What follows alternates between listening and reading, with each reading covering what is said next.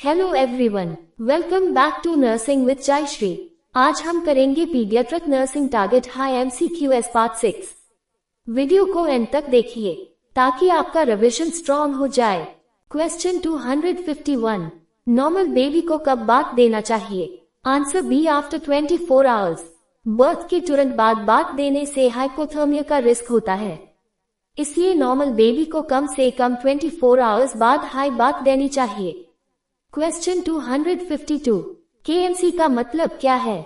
Answer, skin to skin contact. Kangaroo mother care में baby को mother के chest पर स्किन टू स्किन रखा जाता है। इससे बेबी को वार्मथ मिलती है, ब्रेस्ट फीडिंग इंप्रूव होती है और बॉन्डिंग अच्छी होती है।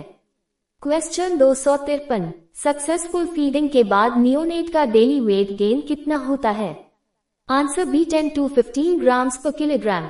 प्रॉपर फीडिंग के बाद न्यूबॉर्न का नॉर्मल वेट गेन 10 से 15 ग्राम होता है, जो एडिक्वेट न्यूट्रिशन का साइन होता है।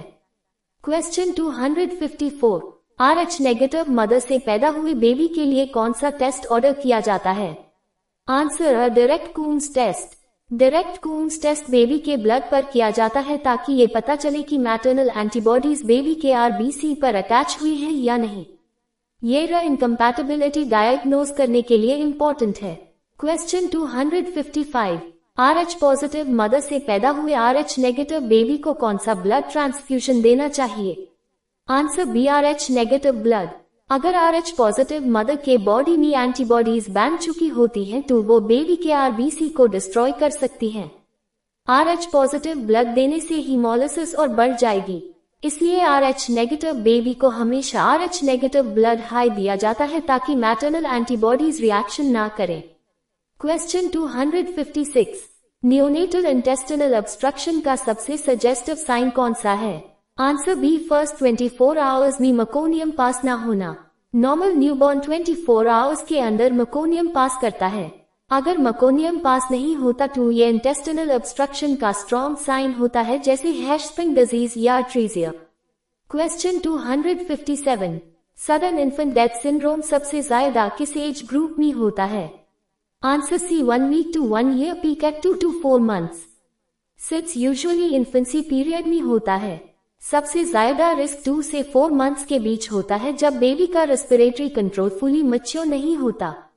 क्वेश्चन 258, टेटनस नियोनेटोरम को प्रिवेंट करने का कौन सा मेजर नहीं है? Answer D, penicillin antibiotic. Tetanus prevention के लिए मदर को TT वैक्सीन देना और क्लीन डिलीवरी प्रैक्टिसेस फॉलो करना इम्पोर्टेंट है। एंटीबायोटिक टेटनस को प्रिवेंट नहीं करता बल्कि सिर्फ ट्रीटमेंट में हेल्प करता है। क्वेश्चन 259, एरिथ्रोब्लास्टोसिस फेटलिस में एक्सचेंज ट्रांसफ्यूजन का एम क्या होता है? Answer D, brain damage prevent करना। एरिथ्रोब्लास्टोसिस फेटलिस में लिलिरुबिन लेवल बहुत हाई हो जाता है, जो ब्रेन में डिपॉजिट होकर कर्निक्टरिस कॉज करता है। एक्सचेंज ट्रांसफ्यूजन लिलिरुबिन और एंटीबॉडीज को रिमूव करके ब्रेन डैमेज से बेटर है। क्वेश्चन 260, नियोनेट में एक्सचेंज ट्रांसफ्यूजन के लिए ब्लड की अमाउंट कितनी होती है? आंसर सी, 80 मिलीलीटर्स पर kilogram body weight. Exchange transfusion में अप्रोक्सीमेटली नियोनेट के ब्लड वॉल्यूम का डबल अमाउंट रिप्लेस किया जाता है। स्टैंडर्ड अमाउंट 80 मिलीलीटर्स पर किलोग्राम बॉडी वेट मानी जाती है। क्वेश्चन 261, बर्थ के 3 मिनट्स के अंदर नियोनेट की एक्सपेक्टेड रेस्पिरेटरी रेट कितनी होती है? आंसर सी, 80। बर्थ के तुरंत बाद न्यूबॉर्न का रेस्पिरेटरी रेट हाई होता है क्योंकि लंग्स पहली बार फुली एक्सपैंड होते हैं।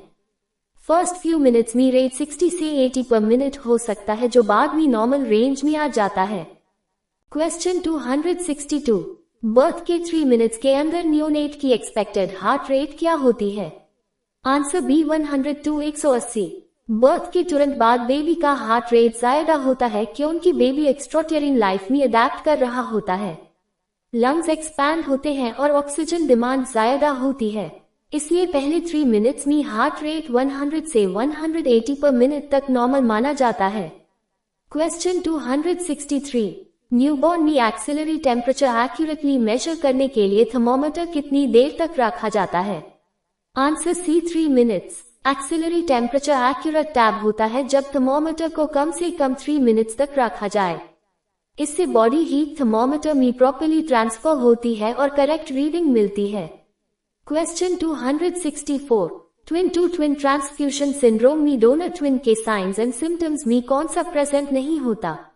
Answer D, plethora. Twin to twin transfusion syndrome में डोनर ट्विन का ब्लड रेसिपिएंट ट्विन को ट्रांसफर हो जाता है। डोनर ट्विन में ब्लड कम हो जाता है जिससे अनीमिया, हाइपोवोलेमिया और ओलिगोहाइड्रमनियोज होता है। प्लेथरा एक्सेस ब्लड का साइन है जो रेसिपिएंट ट्विन में होता है, डोनर में नहीं। क्वेश्चन 265, एडिक्वेट ब्रेस्ट फीडिंग का इंडिकेटर कौन सा है? Answer C, urine 5 to 7 times. अगर बेबी एडिक्वेटली ब्रेस्ट फीड हो रहा होता है तो यूरिन आउटपुट अच्छा होता है। दिन में 5 से 7 बार यूरिन पास होना एडिक्वेट मिल्क इनटेक का बेस्ट इंडिकेटर माना जाता है।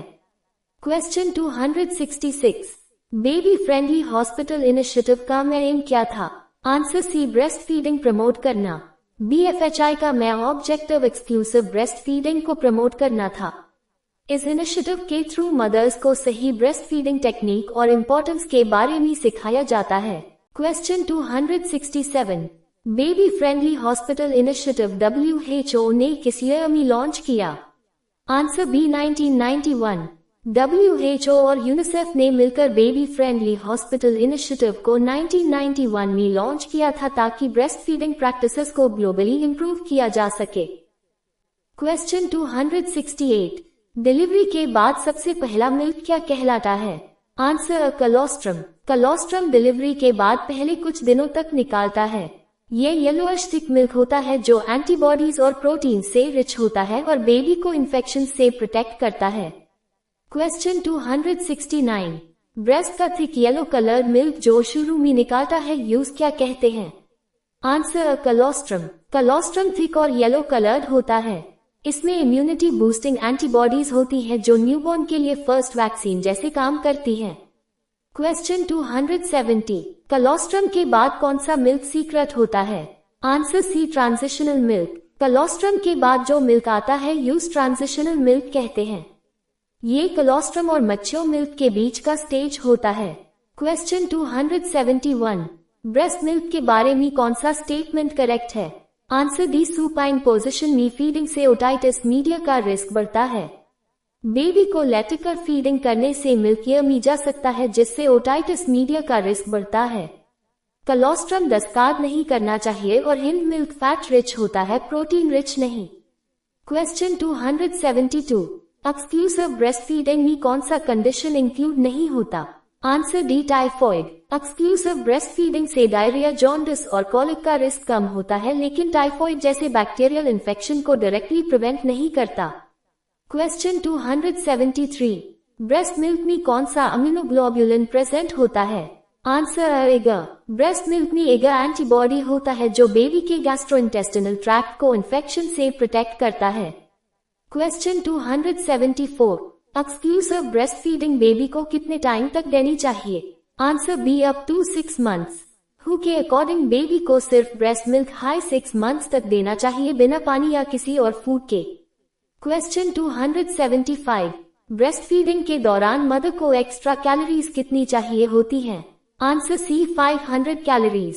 मिल्क प्रोडक्शन के लिए मदर को एक्स्ट्रा एनर्जी चाहिए होती है, इसलिए ब्रेस्ट फीडिंग मदर को डेली लगभग 500 एक्स्ट्रा कैलोरीज की रिक्वायरमेंट होती है। क्वेश्चन 276, नॉर्मल डिलीवरी के बाद ब्रेस्ट फीडिंग कब इनिशिएट करनी चाहिए? Answer, within 1 hour. Birth के बाद पहले 1 घंटे के अंदर ब्रेस्ट फीडिंग शुरू करना गोल्डन आवर माना जाता है। इससे मिल्क प्रोडक्शन और बॉन्डिंग दोनों इम्प्रूव होती है। क्वेश्चन 277, मदर को बेबी को दिन में कितनी बार फीड करना चाहिए? Answer C, 8 to 12 times a day. Newborn का स्टमक छोटा होता है इसलिए यूज फ्रीक्वेंट फीडिंग की जरूरत होती है। दिन में 8 से 12 बार फीडिंग आइडियल मानी जाती है। क्वेश्चन 278, इनिशियल ब्रेस्ट फीडिंग का ड्यूरेशन कितना होना चाहिए? Answer C, 5 to 10 minutes on each breast. हर ब्रेस्ट से कम 5 से 10 मिनट फीडिंग करनी चाहिए ताकि बेबी को फॉर मिल्क और हिंद मिल्क दोनों मिल सकें। क्वेश्चन 279, ब्रेस्ट फीडिंग के बारे में कौन सा स्टेटमेंट सही है? आंसर बी, मदर में ब्रेस्ट कैंसर का रिस्क कम करता है। ब्रेस्ट फीडिंग मदर के लिए प्रोटेक्टिव होता है। ये ब्रेस्ट कैंसर का रिस्क कम करता है और मदर बेबी बॉन्डिंग इंप्रूव करता है। क्वेश्चन 280, ब्रेस्ट फीडिंग के बेनिफिट्स में क्या इंक्लूड होता है? Answer D, all of the above. Breast feeding से ऑक्सीटोसिन हार्मोन रिलीज होता है जो यूटेरस कॉन्ट्रैक्शन में हेल्प करता है। मदर बेबी बॉन्डिंग स्ट्रॉन्ग होती है और लॉन्ग टर्म में ब्रेस्ट कैंसर का रिस्क कम होता है। क्वेश्चन 281, ब्रेस्ट फीडिंग के दौरान कौन सी मेडिसिन अवॉइड करनी चाहिए? Answer D, all of the above. कुछ मेडिसिन ब्रेस्ट मिल्क के थ्रू बेबी तक पहुंच सकती है जो बेबी के लिए हार्मफुल हो सकती है, इसलिए बिना डॉक्टर एडवाइस के ये मेडिसिन अवॉइड करनी चाहिए। क्वेश्चन 282, बर्पिंग कब करानी चाहिए? आंसर बी, हर फीड के बीच और एंड में। ब्रेस्ट फीडिंग या बॉटल फीडिंग के दौरान बेबी हवा निगल लेता है। अगर बर्पिंग बीच बीच में और फीड के एंड में करे जाए तो गैस बाहर निकल जाती है और वॉमिटिंग और एब्डोमिनल डिस्टेंशन का रिस्क कम होता है। क्वेश्चन 283, बेबी में एडिक्वेट फीडिंग के सिम्टम्स कौन से होते हैं? Answer D, all of the above. अगर बेबी को सफिशिएंट मिल्क मिल रहा है तो स्टूल येलो लूज होता है, यूरिन आउटपुट अच्छा होता है और बेबी फीड के बाद सेटिस्फाइड रहता है, जिससे अच्छी नींद और वेट गेन होता है। क्वेश्चन 284, मदर को बेबी को किस इंटरवल पर फीड करना चाहिए? Answer B, 2 to 3 hours. Newborn का स्टमक छोटा होता है, इसलिए फ्रीक्वेंट फीडिंग की जरूरत होती है। हर 2 से 3 घंटे में फीडिंग बेबी के लिए आइडियल होती है। क्वेश्चन 285, ब्रेस्ट मिल्क को रूम टेम्परेचर पर कितनी देर तक स्टोर किया जा सकता है? Answer 4 hours. रूम टेम्परेचर पर ब्रेस्ट मिल्क मैक्सिमम 4 आवर्स तक सेफ रहता है। इसके बाद बैक्टीरियल ग्रोथ का रिस्क बढ़ जाता है। क्वेश्चन 286, एक्सप्रेस्ड ब्रेस्ट मिल्क को रूम टेम्परेचर पर 4 घंटे तक रखा जा सकता है तो रेफ्रिजरेटर में कितने दिन तक सेफ होता है? आंसर सी, 4 डेज। रेफ्रिजरेटर में 4 डिग्री सेल्सियस टेम्परेचर पर एक्सप्रेस्ड ब्रेस्ट मिल्क लगभग 4 दिन तक सेफ माना जाता है अगर प्रॉपर हाइजीन फॉलो किया जाए। क्वेश्चन 287, काउ मिल्क किस चीज में डेफिशिएंट होता है? Answer C, iron. Cow milk में आयरन की क्वांटिटी कम होती है, इसलिए इन्फेंट्स के लिए काउ मिल्क सूटेबल नहीं होता क्योंकि आयरन डेफिशिएंसी एनीमिया हो सकता है। क्वेश्चन 288, गुड अटैचमेंट का साइन कौन सा है? आंसर बी, बेबी का माउथ वाइड ओपन होता है और लोअर लिप बाहर निकली होती है। गुड अटैचमेंट में बेबी का माउथ वाइड ओपन होता है और एरियोला का ज्यादा हिस्सा माउथ के अंदर होता है। इससे इफेक्टिव सकिंग होती है और निपल पेन नहीं होता। क्वेश्चन 289, निपल कंफ्यूजन का मतलब क्या है? आंसर, बेबी ब्रेस्ट और बॉटल में कंफ्यूज हो जाता है। अगर बेबी को अर्ली स्टेज में बॉटल और ब्रेस्ट दोनों दिया जाए तो बेबी निपल टेक्निक में कंफ्यूज हो जाता है, जिसे निपल कंफ्यूजन कहते हैं। इससे ब्रेस्ट फीडिंग प्रॉब्लम होती है। क्वेश्चन 290, अगर मदर कौन सा मेडिसिन ले रही हो तो ब्रेस्ट फीडिंग कॉन्ट्राइंडिकेटेड होती है? Answer C, amiodarone. Amiodarone drug breast milk में ट्रांसफर होकर बेबी के हार्ट और थायराइड पर हार्मफुल इफेक्ट डाल सकता है, इसलिए ब्रेस्ट फीडिंग कॉन्ट्राइंडिकेटेड होती है। क्वेश्चन 291, ब्रेस्ट फीडिंग कौन सी कंडीशन में कॉन्ट्राइंडिकेटेड होती है? Answer C, tuberculosis. Active untreated tuberculosis में मदर से बेबी को इन्फेक्शन स्प्रेड होने का रिस्क होता है, इसलिए ब्रेस्ट फीडिंग टेम्पररीली कॉन्ट्राइंडिकेटेड होती है जब तक ट्रीटमेंट स्टार्ट ना हो। क्वेश्चन 292, वीनिंग के बाद सबसे पहले कौन सा फूड इंट्रोड्यूस करना चाहिए? Answer B, semi solid diet. Weaning के टाइम बेबी का डाइजेस्टिव सिस्टम सॉलिड फूड के लिए रेडी नहीं होता, इसलिए सेमी सॉलिड फूड जैसे मैश्ड फूड से शुरुआत करनी चाहिए। क्वेश्चन 293, वीनिंग के दौरान कौन सा बेस्ट सॉलिड फूड यूज किया जा सकता है? Answer D, rice cereals. Rice cereal easily digest होता है और एलर्जी का रिस्क कम होता है, इसलिए वीनिंग के दौरान राइस सीरियल बेस्ट ऑप्शन माना जाता है। क्वेश्चन 294, वीनिंग किस एज पर स्टार्ट करनी चाहिए? Answer B, 6 to 8 months. हु के according exclusive breast feeding 6 months तक होनी चाहिए, उसके बाद ग्रेजुअली वीनिंग स्टार्ट की जाती है। क्वेश्चन 295, चाइल्डहुड इलनेस का मेन कॉज क्या होता है? Answer, malnutrition. मैलन्यूट्रिशन से इम्यूनिटी कम हो जाती है, जिससे चाइल्ड बाबा इन्फेक्शन का शिकार होता है, इसलिए चाइल्डहुड इलनेस का मेन कॉज मैलन्यूट्रिशन माना जाता है। क्वेश्चन 296, कौन सा न्यूट्रिशनल डिसऑर्डर में एडीमा प्रेजेंट होता है? Answer B क्वाशियोको। क्वाशियोको में प्रोटीन डेफिशिएंसी होती है जिससे हाइपोअल्ब्यूमिनेमिया डेवलप होता है और बॉडी में फ्लूइड रिटेन होकर एडिमा आ जाता है। क्वेश्चन 297, गोमेज क्लासिफिकेशन के अकॉर्डिंग सीवियर मैलन्यूट्रिशन का क्राइटेरिया क्या है? Answer D less than 60% of standard. Gomez classification weight for age पर बेस्ड होता है। अगर चाइल्ड का वेट स्टैंडर्ड के 60% से कम हो तो यूज सीवियर मैलन्यूट्रिशन माना जाता है। क्वेश्चन 298, मरास्मस में कौन सा फीचर होता है जो क्वाशियोको में नहीं होता? Answer D good appetite. Marasmus में चाइल्ड का एपेटाइट जनरली प्रिजर्व रहता है जबकि क्वाशियोको में एपेटाइट कम हो जाता है, इसलिए गुड एपेटाइट मरास्मस का डिस्टिंग्विशिंग फीचर है। क्वेश्चन 299, अक्यूट सीवियर मैलन्यूट्रिशन के लिए सबसे बेस्ट पैरामीटर कौन सा है? Answer weight for height. Acute severe malnutrition में रिसेंट वेट लॉस होता है। वेट फॉर हाइट चाइल्ड के करंट न्यूट्रिशनल स्टेटस को सबसे अच्छी तरीके से शो करता है और ग्रोथ चार्ट्स के अकॉर्डिंग रिलायबल इंडिकेटर माना जाता है। क्वेश्चन 300, मरास्मस में कौन सा फीचर प्रेजेंट नहीं होता? Answer B hepatomegaly. मरास्मस में कैलोरी डेफिशिएंसी होती है जिसमें सीवियर मसल वेस्टिंग और वेट लॉस होता है। लिवर एनलार्जमेंट या फैटी लिवर यूजुअली क्वाशियोको में होता है, मरास्मस में नहीं। अगर वीडियो हेल्पफुल लगा हो तो लाइक जरूर कीजिए, अपने नर्सिंग फ्रेंड्स के साथ शेयर कीजिए और चैनल को सब्सक्राइब करना बिल्कुल मत भूलिए। Thank you for watching. All the best for your exams.